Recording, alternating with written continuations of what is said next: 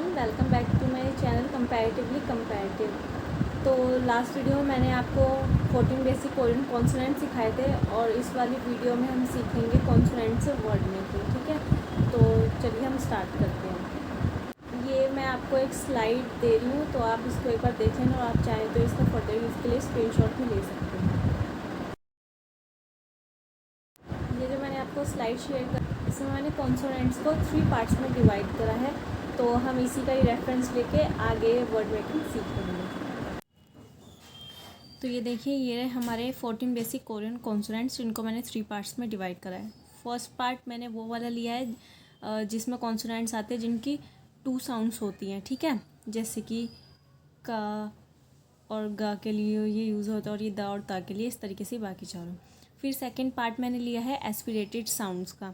ये aspirated sounds वो होती हैं जिनमें एच की साउंड आती है, जैसे कि सी एच चा होता है, लेकिन अगर इसमें एच प्लस कर दो तो ये छा हो जाता है, जैसे कि ये छ, ख, थ, थ और हा। तो इन सब में हा की साउंड आ रही है, एच की साउंड आ रही है, तो ये होते हैं एस्पिरेटेड साउंड्स।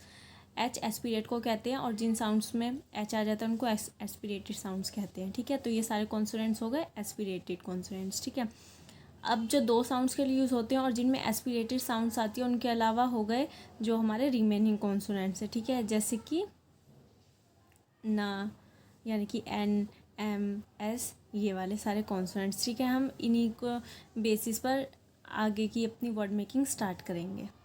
और आज जो वर्ड मेकिंग होगी वो हम करेंगे सिर्फ ये जो रिमेनिंग कॉन्सोनेंट्स हैं हमारे, इनको लेके, और ये जो हमारे एस्पिरेटेड साउंड्स हैं इनको लेके।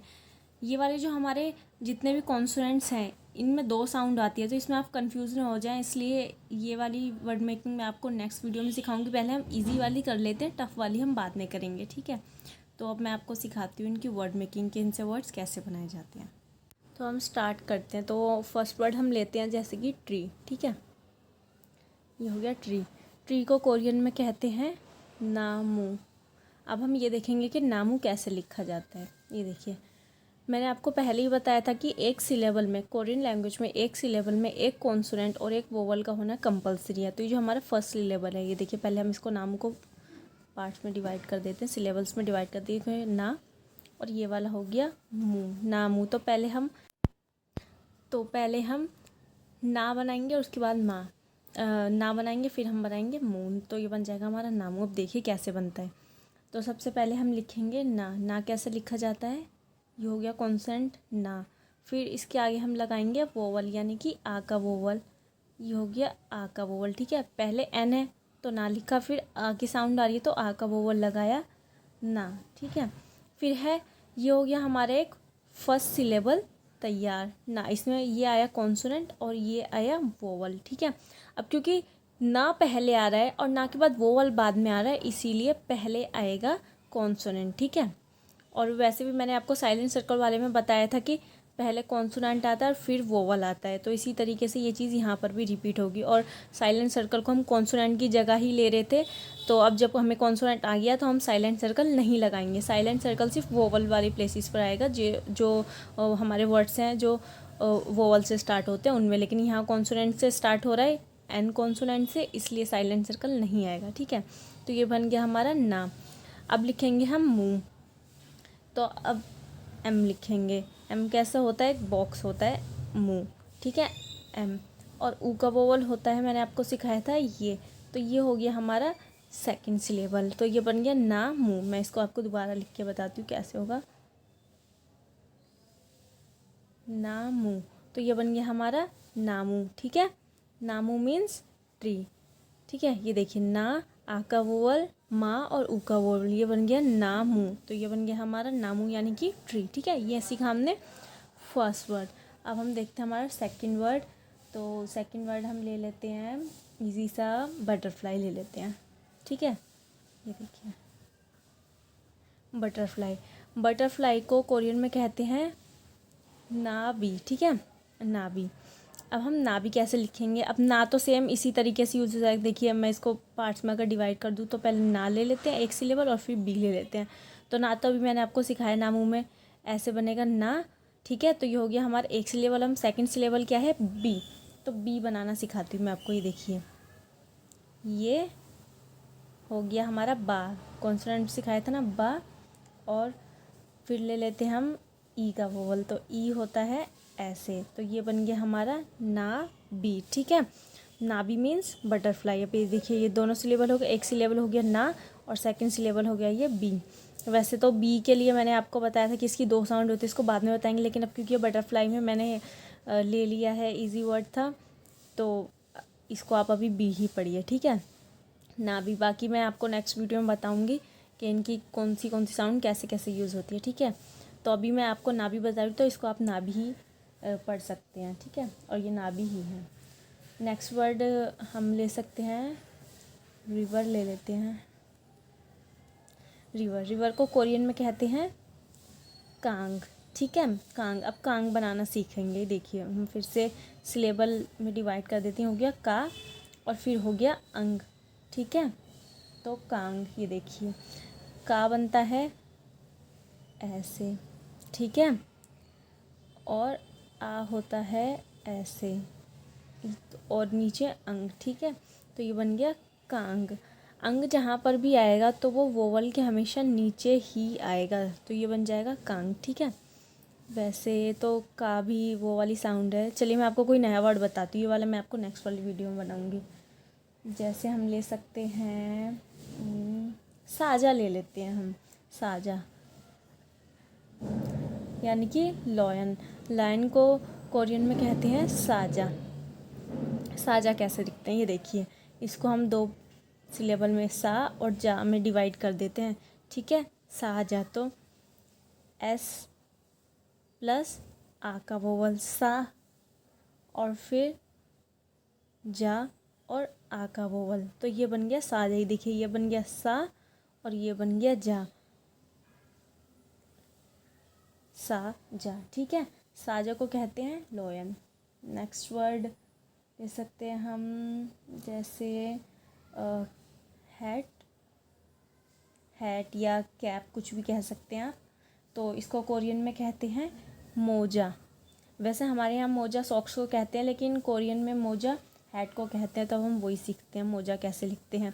फिर वही, ये देखिए पहले फर्स्ट सिलेबल और फिर सेकंड। तो पहले हम बनाएंगे मो, तो मो के लिए एम का कॉन्सोनेंट और ओ का, तो ये रहा, ये ओ का वोवल मो और जा, और ये देखिए ये बन गया हमारा मो जा, ये जा और ये आ का वोवल, तो ये बन गया हमारा मोजा। ठीक है,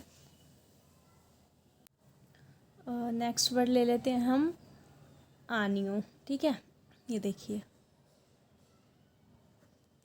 आनियो। आनियो मीन्स होता है नो। ठीक है, इंग्लिश में नो होता है और इंग्लिश में होता है और कोरियन में होता है आनियो। आनियो मीन्स नो। अगर हम किसी को बोलेंगे कि जैसे आपने खाना खा लिया और उसको बोलना होगा नहीं, तो वो कहेगा आनियो। ठीक है, इस तरीके से। तो अब देखिए आनियो कैसे बनता है।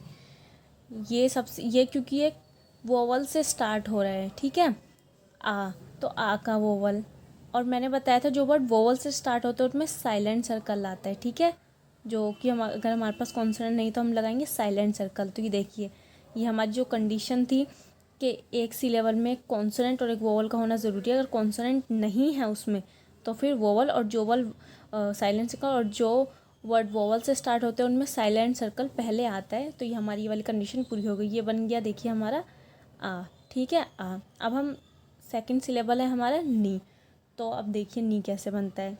ये हो गया एन और ये हो गया ई का वोवल, तो ये बन गया हमारा नी। ठीक है, आ नी। अब हम थर्ड हमारे सिलेबल है यो। यो कैसे लिखते हैं, ऐसे। ठीक है, अब ये तो वोवल है। अब सिलेबल की कंडीशन थी कि कॉन्सोनेंट और एक वोवल होना ज़रूरी है, और जो वर्ड वोवल से आ रहे हों या जो भी सिलेबल वोवल से आ रहा हो उसमें साइलेंट सर्कल का होना ज़रूरी है उससे पहले। तो ये लग गया हमारा साइलेंट सर्कल। ठीक है, तो ये बन गया हमारा आनी यो। ठीक है, एक बार फिर से बता रही हूँ कि एक सिलेबल में एक कॉन्सोनेंट और एक वोवल होना ज़रूरी है। जिन भी सिलेबल में कॉन्सोनेंट नहीं आ रहा और वो वोवल ही है तो वोवल से पहले हम साइलेंट सर्कल लगा देंगे। जैसे कि यहाँ आनियों में आ से पहले लगाया साइलेंट सर्कल, और यो में कॉन्सोनेंट नहीं था इसलिए हमने लगाया silent circle. Silent circle act करता है साइलेंट कॉन्सोनेंट की तरह। ठीक है, ये हो गया आनियो। और अगर आपको फिर भी समझ में ना आए तो मैं और अच्छी तरीके से लाइव क्लास में समझा सकती हूँ, ठीक है। तो आप वहाँ पे पूछ लेना। तो ये हो गया हमारा आनियो। और नेक्स्ट वर्ड हम देखते हैं क्या होगा हमारा। जैसे ले सकते हैं हम नोज़, ठीक है। नोज़, नोज़ को कोरियन में कहते हैं खो। तो खा कैसे लिखते हैं देखिए। खो तो बहुत इजी सा वर्ड है ना, खो। ये लिखा जाता है खा ऐसे, ठीक है।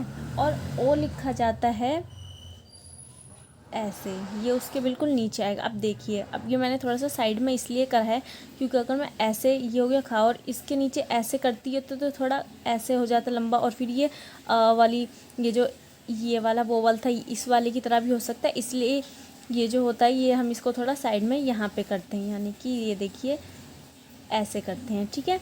ताकि ये हमें अलग से समझ में आए कि ये वोवल कौन सा है। इसलिए हम ये आ वोवल ओ वोवल में कंफ्यूज ना हो, इसलिए थोड़ा साइड में लिखा जाता है, ठीक है। अगर हमने ये देखिए, अब आप कहेंगे कि इसको हम आगे ना लिखते पीछे भी लिख सकते हैं ऐसे, तो फिर हो सकता है कि इसके बाद अगर कोई और कॉन्सोनेंट आए तो ये उसमें मिक्स हो जाए या कुछ, तो इस वजह से हम इसको पहले लगा देते हैं, ठीक है। तो ये हो गया हमारा खो। दोबारा लिखती हूँ, ये देखिए खो। खो मीन्स नोज़, ठीक है। और हम ले सकते हैं, जैसे पियानो ले लेते हैं। पियानो को कोरियन में कहते हैं पियानो, ठीक है, पियानो। अब ये देखते हैं पियानो कैसे लिखते हैं। तो फ, ये है फ मैंने आपको बताया था कि ऐसे लिखा जाता है, ऐसे, ठीक है, फ। और फिर लगाएंगे हम ई का वोवल, ये हो गया हमारा ई का वोवल, ये हो गया फी। अब हम लिखेंगे आ, तो ये हो गया आ। अब साइलेंट सर्कल लगाना ज़रूरी होता है, तो ये हो गया आ, ठीक है। फर्स्ट सिलेबल फी, सेकंड सिलेबल आ, ठीक है। अब थर्ड सिलेबल हमारा होगा नो, यानी कि ना, और नाक के नीचे ओ का वोवल, नो। तो ये बन गया हमारा थर्ड सिलेबल फी आ नो, ठीक है। फी, सेकंड सिलेबल आ, और थर्ड सिलेबल नो, फी आ नो। दोबारा लिखती हूँ इसे, ये देखिए कैसे लिखा जाएगा, फी आ नो, ठीक है। ये हो गया हमारा फी आनो, पियानो। पियानो को कोरियन में कहते हैं फी आनो। नेक्स्ट वर्ड हम ले लेते हैं हिप्पो, ठीक है। हिप्पो, जो हिप्पोपोटामस होता है वो। तो हिप्पो को कोरियन में कहते हैं हामा। अब ये देखिए हामा कैसे लिखते हैं, ये डबल ए या ए कुछ भी ले सकते हैं, ठीक है, एक ही बात है। तो हामा कैसे लिखते हैं, सबसे पहले लिखेंगे ये एच, ठीक है, हाँ। और फिर वोवल लगाएंगे हा का, ये हो गया हा। फिर लिखेंगे माँ, और फिर आएगा वोवल माँ, ठीक है। ये एक सिलेबल हो गया हा, ये दूसरा सिलेबल हो गया माँ, तो ये बन गया हा माँ, ठीक है। हा माँ मीन्स हिप्पो, ठीक है। अब मैंने आपको बताया था कि एच जो होता है एक और तरीके से लिखते हैं, ऐसे हा, और ये माँ। तो इस तरीके से भी लिख सकते हैं और इस तरीके से भी, तो दोनों ही सही हैं, ठीक है। तो ये फर्स्ट सिलेबल हा और ये सेकंड सिलेबल माँ, हा माँ। तो ये हो गया हमारा हा माँ भी कंप्लीट, ठीक है।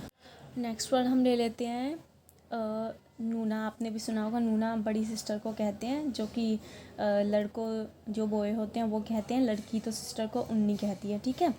तो एल्डर सिस्टर ले लेते हैं हम, एल्डर सिस्टर नूना, ठीक है।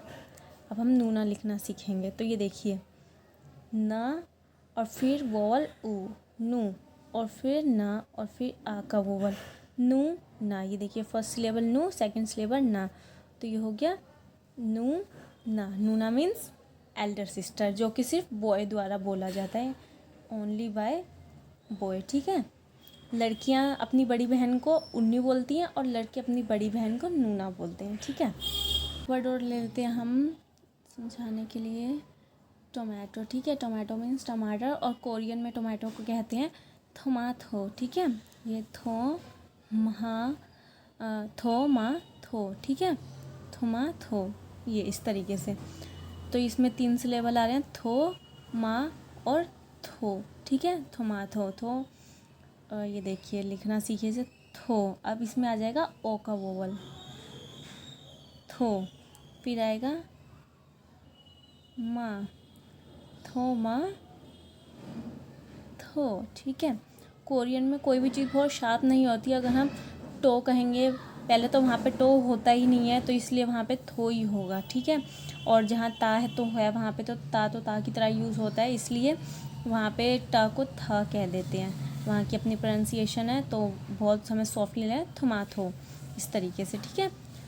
तो ये हो गया थो, ये हो गया माँ, और ये हो गया थो, ठीक है। थोमा थो, ये हो गया टमाटर, यानी कि टोमेटो। टोमेटो मीन्स टोमाटो इन कोरियन, ठीक है। तो अभी आपने सीखी वर्ड मेकिंग कॉन्सोनेंट से। मैंने आज आपको सारे कॉन्सोनेंट्स नहीं बताए हैं, एस्पिरेटेड साउंड्स, और जो मैंने रिमेनिंग वॉवल्स बताए, रिमेनिंग कॉन्सोनेंट्स बताए थे, सिर्फ आज उनसे ही हमने वर्ड मेकिंग बनाना सीखी है। वो कॉन्सोनेंट्स जिनकी डबल साउंड्स होती है उनको मैं नेक्स्ट वीडियो में सिखाऊंगी, ताकि आप कंफ्यूज ना हो। आज आपको जितना मैंने सिखाया उतने ही वर्ड्स की प्रैक्टिस करनी है।